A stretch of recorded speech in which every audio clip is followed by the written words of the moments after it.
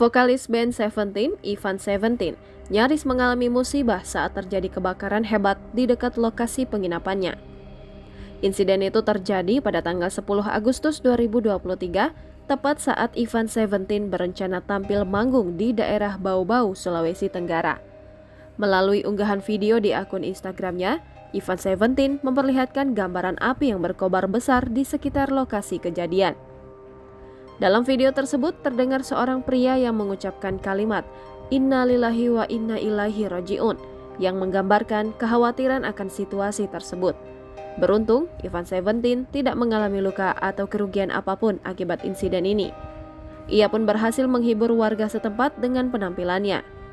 Alhamdulillah, walaupun ada insiden kebakaran yang cukup mengerikan, acara tetap bisa terlaksana, ujar penyanyi berusia 40 tahun tersebut.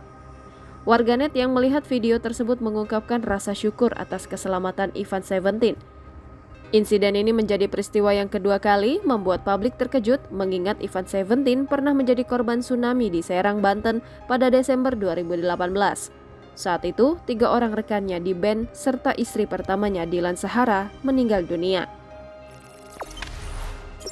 Jangan lupa subscribe, share, komen, dan like ya!